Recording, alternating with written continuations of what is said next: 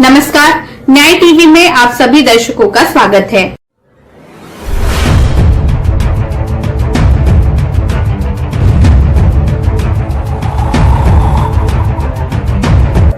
मथुरा वृंदावन के मध्य मयूर संरक्षण केंद्र सरकार द्वारा बनाया गया है, जिसमें बाउंड्री कर चारों तरफ से घेर कर 2 बड़े गेट भी लगाए गए हैं।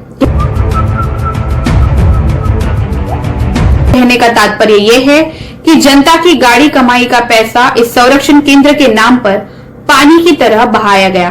किंतु हमारे विशेष संवाददाता योगेश शर्मा ने जब जांच पड़ताल की तो पाया गया कि यहाँ एक भी मयूर मौके पर नहीं है, ना ही घायल और ना ही स्वस्थ, ना ही कोई डिस्पेंसरी है जिसमें घायल मोरों का इलाज हो सके।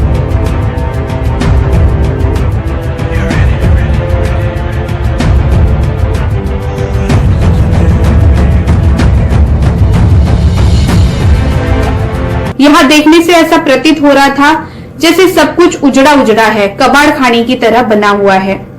जिन घरों में मोरों को संरक्षित किया जाना चाहिए उनमें कबाड़ा भरा हुआ था।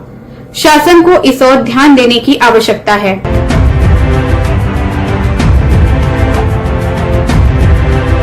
हम न्याय टीवी के माध्यम से जिलाधिकारी महोदय से निवेदन करते हैं कि वो इस ओर ध्यान दें और यहाँ जो अनियमितताएं हैं उन्हें दूर करें, ताकि यहाँ मोरों के रहने के लायक माहौल और वातावरण तैयार किया जा सके।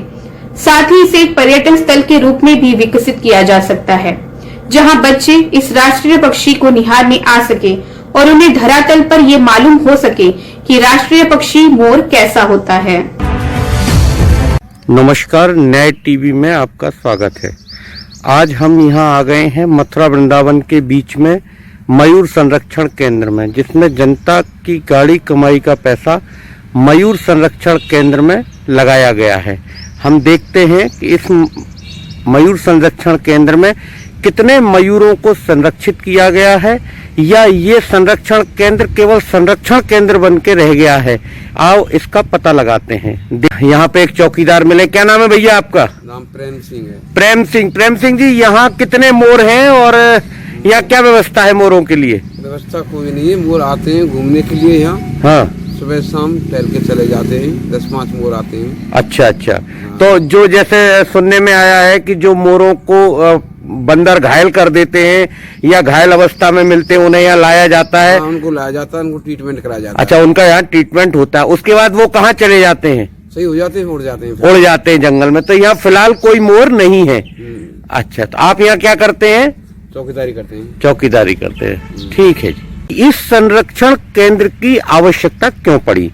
जैसा कि हमें सुनने में मिला है और मैंने देखा है, यहाँ अजगर, सांप ये तो निकलते रहते हैं और वन विभाग के जो लोग हैं, अधिकारी हैं, स्टाफ है, वो सूचना पे आते हैं और उनको पकड़ के जंगलों में छोड़ देते हैं। नाम बताइए। मेरा नाम श्याम सिंह है जी। तो आप यहाँ सूचना मिलने पर पहुँच जाते हैं? हाँ, तुरंत जहाँ भी मोर की या किसी जानवर की कितना समय लग सकता है वहाँ से? जैसे हम मयूर संरक्षण केंद्र में हैं जी, तो जैसे अभी बिरला मंदिर पे निकले तो वहाँ 10 मिनट लगेगी आने में जी। इधर निकले 15-20 मिनट में मतलब पहुँच जाते हैं। तो आप अपना नंबर बताएं, ताकि अगर किसी को कोई दिक्कत है तो वो आपको फोन कर सकता है, इस तरीके की कोई सूचना देना चाहे तो। मेरा नंबर है 9149 जी 347913। ठीक है, धन्यवाद साहब। ये वो एरिया है जहां इस तरीके की घटनाएं होती रहती हैं, पर क्या वास्तव में सरकार का जो उद्देश्य है उस उद्देश्य को पूरा करने के लिए ये जो मयूर संरक्षण केंद्र बनाया जा गया है उसकी पूर्ति हो रही है या नहीं? इस संदर्भ में हम ओपी शर्मा जी से मिलते हैं, जो यहाँ वन विभाग के सेक्शन ऑफिसर हैं। हमारे साथ जुड़ गए वन विभाग में section officer OP Sharma ji. आइए इनसे पूछते हैं कि मयूर संरक्षण केंद्र में क्या चल रहा है। शर्मा जी, न्याय टीवी में आपका स्वागत करते हैं और हम आपसे ये जानना चाहेंगे कि ये मथुरा वृंदावन के बीच में जो मयूर संरक्षण केंद्र बना हुआ है, तो ये यहाँ मयूर है या सिर्फ संरक्षण केंद्र बन के रह गया है? जनता की गाड़ी कमाई को प्रशासन ने या शासन ने इस तरीके से बहाया है, इसका क्या उद्देश्य है? यहाँ क्या किया जा रहा है? देखिए, सरकार द्वारा मोरों के संरक्षण के लिए और यहाँ पे मयूर संरक्षण केंद्र की स्थापना की है, जिसके लिए 4 दीवारी की गई है।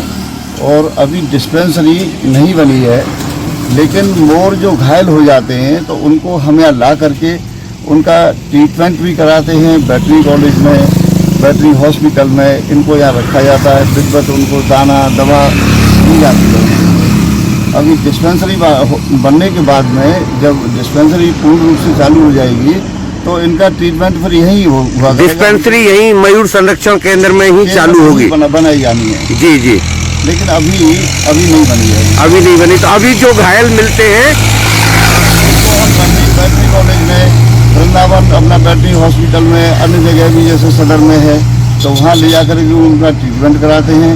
फिर उनको ट्रीटमेंट कराने के बाद यहाँ हम रखते हैं, यहाँ पे दाना पानी सारी व्यवस्था होती है, ठीक हो जाते हैं, अपना जंगल में रहते हैं। तो अभी यहाँ मयूर हैं इस तरीके से जो आपने ट्रीट किए हुए अभी देखने को मिलेंगे सर? अभी ये तो मैं अभी नहीं कह सकता, लेकिन रोजाना एक आध मयूर जो कहीं आ ही जाता है, मतलब यहाँ आ जाता है। घायल होने की सूचना मिलती है जी, तो हम लोग जो है उन्हें मंगा लेते हैं। तो और भी जैसे जानवर हैं, अजगर हैं, मैंने सुना है यहाँ अजगर बहुत निकलते हैं, तो उसके संदर्भ में भी आप लोग कुछ ऐसा करते हैं कि वो संरक्षित रहे यहाँ जंगल में ही? भाई साहब, अजगर जो ज्यादातर जंगलों में ही रहते हैं जी, इनका स्थान ही अजगरों का जंगलों में ही है जी। इनको हम ज्यादातर जैसे मान लीजिए कहीं गांव में आबादी क्षेत्र में अगर निकल भी आया जी तो उसको पकड़ करके फिर हम जो है अपना इधर वाले जंगल में या बाद वाले जंगल में या आपका रुनकता के पास जंगल है वहाँ भिजवा देते हैं। तो अगर किसी को मोर या कोई जानवर या पशु इस तरीके से घायल मिले तो वो आपको कहाँ सूचित करता है? वो हमारे प्रभागी निदेशक के सीओजी नंबर पे जी कर सकते हैं जी। और जिनके पास में जैसे मैं यहाँ पे सेक्शन ऑफिसर हूँ, रेंज ऑफिसर हैं जी, हमारे ये चौधरी श्याम सिंह प्रभारी हैं यहाँ इस क्षेत्र के जी, इनके नंबर होते हैं तो वो हम लोगों को भी सीधा सूचित करते हैं। वो जो है न्याय टीवी से मयूर संरक्षण केंद्र वृंदावन से योगेश शर्मा।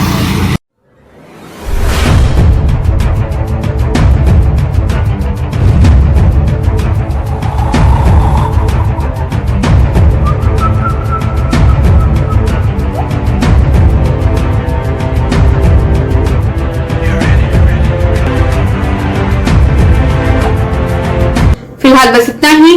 अन्य खबरों के लिए जुड़े रहिए न्याय टीवी के साथ। नमस्कार।